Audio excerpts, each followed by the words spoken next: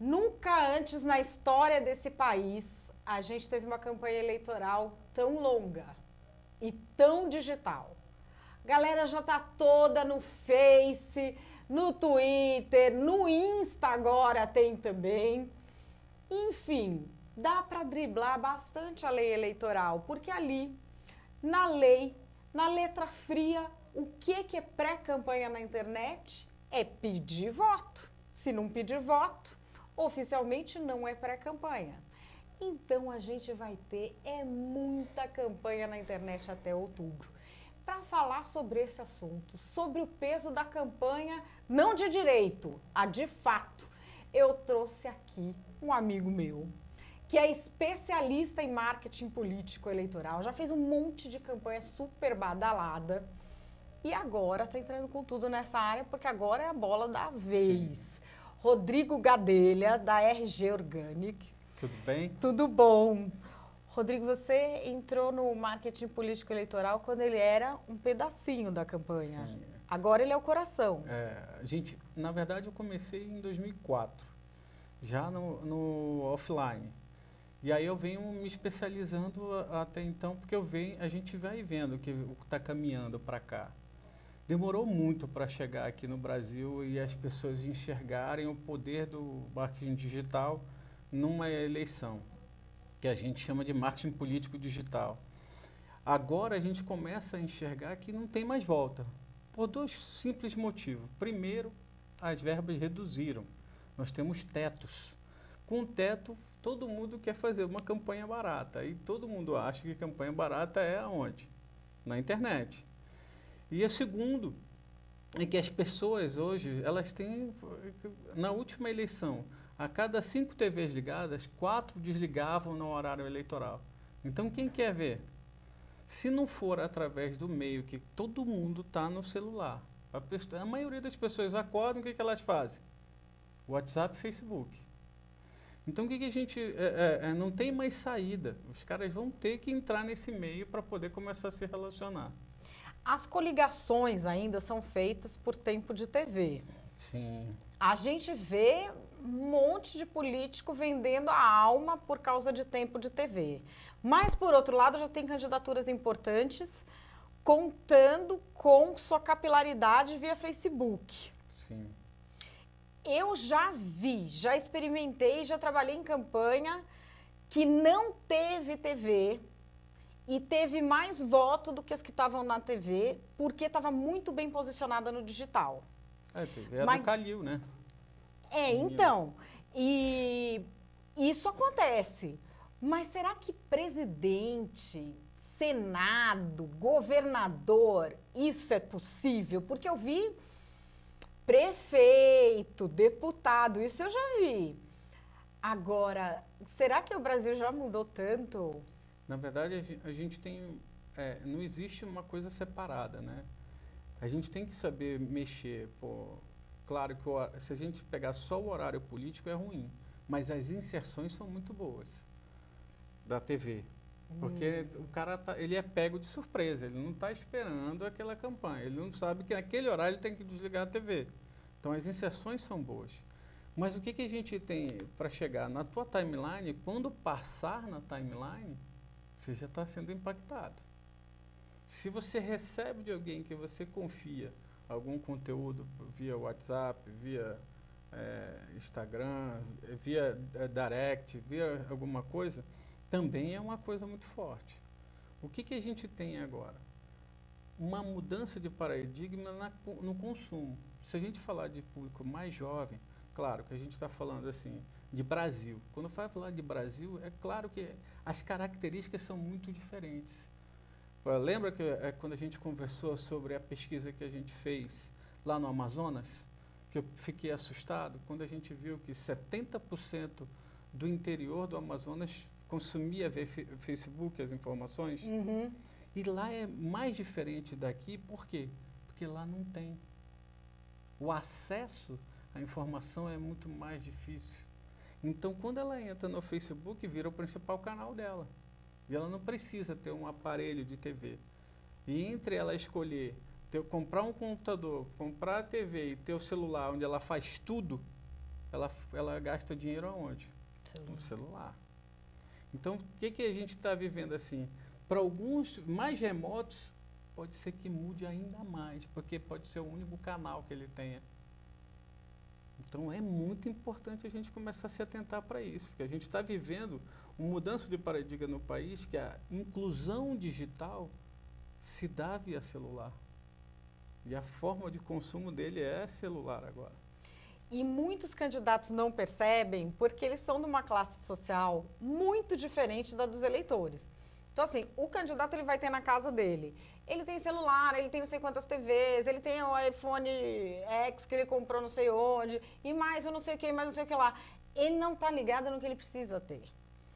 E muitos se comunicam com os eleitores de uma forma antiquada, que é aquela assim, que ele está lá falando das qualidades dele. Isso no digital, pode esquecer. O cara chega lá e fala assim, eu inaugurei não sei o quê, eu realizei isso, eu realizei aquilo. Óbito, caixão e vela preta, tá morto. Isso aí não vence mais campanha, isso aí acabou já. Pô, eu acho mais brutal ainda quando alguns caras, eu pergunto para a maioria dos políticos, tu gravas à noite os vídeos, né? E manda os vídeos à noite. Ele, puta, é claro. Eu falei, eu sei por quê. Porque nessa hora tu tem tempo para fazer, né? Tenho. Só que a maioria das pessoas no Brasil, o telefone é pré-pago. Se o telefone é pré-pago, normalmente o pacote de internet desse cara já terminou a 1h da tarde. À noite ele vai conseguir baixar? Não, porque ele já está sem internet. E muitas das vezes o cara pega lá o iPhonezão dele e grava, e o vídeo está com quantos megas? 20 megas. Aí você vai mandar para a maioria das pessoas que não tem espaço na internet, não tem espaço no celular. O que o cara vai fazer? Deletar. Não vai baixar. Então tudo isso é a falta de conhecimento. O que ele tem que fazer? Preparar o vídeo, saber o que construir e usar a tecnologia para comprimir o vídeo, para entregar na hora certa. Até 1h da tarde, que o cara ainda tem pacote. Mas a maioria nem se para pensar isso, porque como você disse, eles não veem como é que é o público-alvo. Como é que são as características do celular? Hoje, um estudo que nós fizemos, nós percebemos que a maioria das pessoas fica o tempo todo apagando coisa no celular, porque não tem espaço. Então ela vai pensar 2 vezes antes de baixar um vídeo de um político. E sabe que deu uma viajada até agora que você falou isso, que eu fiquei pensando, essa modalidade de campanha digital, eu acho que pode vir ensinar muito para os nossos políticos do quanto eles estão distantes dos problemas da população, do quanto o mundo deles é uma bolha. Porque se para mandar um vídeo, eles já não conseguem entender o que eles têm que fazer para resolver a vida do cidadão, imagina para fazer um projeto de lei que resolva. Muitas vezes eles não sabem o que resolve. Esse que é o drama da comunicação. Por isso que eles vêm com esse marketing de insuflar medo, de dividir, de fazer essa discurseira barata, que quando você sai da bravata não tem nada embaixo, porque eles não sabem, eles não têm a mínima noção do que é o dia a dia da população. E também não enxerga que assim, a mudança de paradigma, né, nos novos meios é que eles continuam usando os meios como se fosse uma TV. Eles só acham que devem mandar. Agora, os primeiros caras que começarem a entender, criam um número do WhatsApp só para receber. Só para receber vídeo das pessoas perguntando coisas, e para as pessoas querendo saber de alguma coisa, e ele responder. Isso vai mudar. Quando ele perceber que ele pode só receber, ao invés de ficar só mandando, a maioria das pessoas vai começar a encher de informação, porque já é assim. Pô, você vê aí, quais são os lugares que os serviços que você compra? Pô, eu vejo boutiques e pizzarias que aumentaram as vendas em 40% só por atender o WhatsApp. Sim. Imagina se um político faz isso. Cria uma estrutura de atendimento para ouvir a necessidade da população de verdade. É que a maioria não está preocupada em ouvir, Está preocupado em falar. Esse é o problema. Você acha que tem alguma possibilidade, pelo que você está vendo dessa organização, de renovação por causa da organização digital? Porque eu não estou viajando, tá, gente? Não estou delirando. A gente viu isso acontecer em lugares do mundo que eu achava que jamais iriam se reorganizar. A Primavera Árabe, por exemplo. Sim. Eu estava no Egito, a gente não tinha a tecnologia do mesmo jeito que ela é hoje. Os celulares não eram tão avançados, era mais difícil baixar um vídeo. A tecnologia que tem no Egito é mais avançada que a nossa. Não é um país de primeiro mundo, mas não tem esse lixo de telefonia que a gente tem. Funciona. Mas eu lembro, sei lá, quando Saddam Hussein fizeram lá a pena de morte com ele, esse vídeo, eu estava num bar no Cairo, todo mundo recebeu isso ao mesmo tempo. As pessoas se organizavam para ir para a rua e derrubaram o Hosni Mubarak, que no fim, assim, anos depois foi feito, mas assim, eles derrubaram o regime porque eles conseguiram se conectar, eles conseguiram ver o mundo de uma forma diferente, que aquele poder não era mais necessário. O que eu vejo aqui é que a vaidade fica no caminho da união. A necessidade de autoafirmação fica no caminho de buscar uma sociedade melhor. Eu acho que a gente está mais preocupado em briguinha do que em... Eu não vejo a mesma movimentação que eu vi lá. É diferente. Aqui no Brasil, é que não tem ainda um candidato que conecte com as pessoas de uma forma que envolva como um movimento, como foi a Primavera Árabe. Virou um movimento. As pessoas em torno de um bem comum. Mas lá não tinha uma pessoa. Sim, eram as pessoas, né? Era a sociedade que não ia virou mais um movimento. Um homem. Sim, só que o que acontece, por exemplo? A gente viu uma mudança, por exemplo, lá na França, no segundo turno do Macron, as pessoas se uniram. Não por conta do Macron, mas por conta de proteger suas famílias, com medo de elas serem mandadas embora pela Le Pen.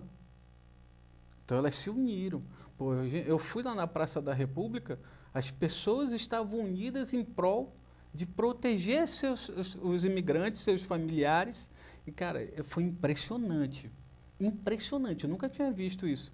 Tinha uma parte que era só de romenos, uma parte só de sul-africanos, mas todos eles no mesmo ambiente. Cantando as suas músicas,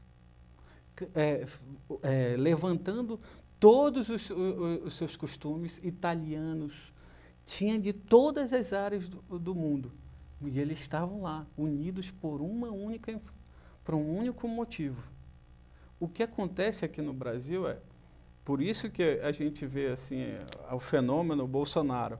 As pessoas estão começando a se unir porque chegaram assim ao ponto, assim, indo para um caminho dizendo assim, cara, ele é tudo errado, mas ele não é corrupto.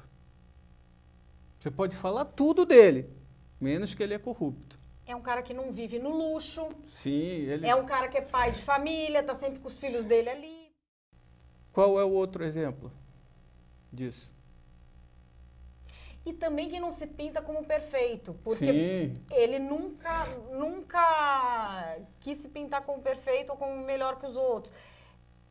Mas assim, isso não é obrigação moral de todo ser humano? Sim, deveria. Só que o que acontece ninguém mais faz. É verdade também. Então a gente está vivendo aí um momento que assim, as pessoas querem até ter um movimento, só que ainda não tem o centro, ainda não tem a informação, não tem aquele... Qual é o objetivo comum? Lá na Primavera Árabe tinha um objetivo comum. Não importava quem estava na frente. Sim. Por que aqui tem tanta essa necessidade de ter alguém liderando? Por que o Brasil só funciona com um grande pai? Nós somos carentes de heróis, né? Para tudo, né? Nós somos carentes de herói. Por exemplo, esse ano é um ano de Copa. Nós vamos ter um herói. Vamos. Já estamos construindo o Neymar para isso. Nós somos carentes de herói. E acaba, a gente já viveu vários, né? Vê o Collor. Collor Foi uma grande imagem de herói. Tá? Depois, agora, recentemente, teve o Lula, uma grande imagem de herói. Depois teve agora que estavam tentando construir o Dória. Só que o Dória esqueceu que tinha que entregar primeiro para depois construir essa imagem de herói nacional. Mas todo mundo estava dizendo quem é o grande salvador desse país. Nessas eleições de agora, qual é o cenário que você vê? Porque o pessoal está falando em renovação, e eu falei, gente, só falta morto da eleição de 89 sair do cemitério para se candidatar, porque eu não estou vendo nada de novo aqui. Então, como é uma eleição que tem várias características diferentes das outras, é uma eleição curta, né, com pouca verba, então a tendência é ter nomes antigos. Muitos nomes antigos, por uma questão óbvia, eles já estão na mente das pessoas. Ou o cara começa a construir o nome dele agora, fazendo relacionamento, ou ele espera para a eleição. E um engraçado, que o Moreira falou isso na entrevista dele para a Veja. Ele falou, olha, quem tem mais tempo de bolsa na rua é que tem mais lastro para conseguir nas eleições. O que a gente vê assim, pô? Você vê no Amazonas, o Amazonino Mendes, aposentado, pô, veio e ganhou a eleição. Você vê no Distrito Federal, quem está na frente nas pesquisas é o Geofran Frejá, que tem 82 anos, que foi secretário de saúde, foi candidato a vice e agora está despontando nas pesquisas. E em outros lugares também está isso.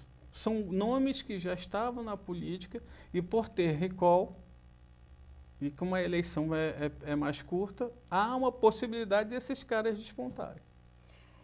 Você não vê possibilidade de renovação? Sim, vejo. Só que, como eu te disse, depende muito de quem começar primeiro. De quem começar primeiro. Há uma grande possibilidade de renovação. Até mesmo porque tenho ainda um resquício do movimento Dória, que as pessoas falam, não, vamos botar mais gestores, vamos mudar isso aqui, vamos fazer, mudar um pouco o conceito. Esse tem um ponto. Tem um ponto dos caras que vão saber fazer a comunicação, né, principalmente para deputado.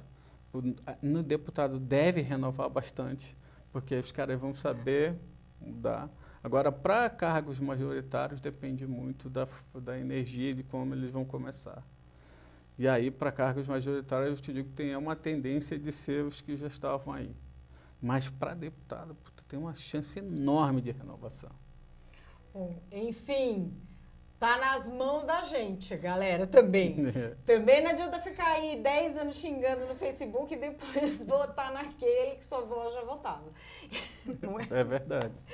Bom, a gente recebeu aqui Rodrigo Gadelha, que é especialista em marketing político digital da RG Organics, já fez um mundo de campanha para um monte de gente aqui no Brasil, no exterior, e veio conversar com a gente sobre as eleições mais longas da história desse país. Rodrigo, valeu, obrigada. Obrigado.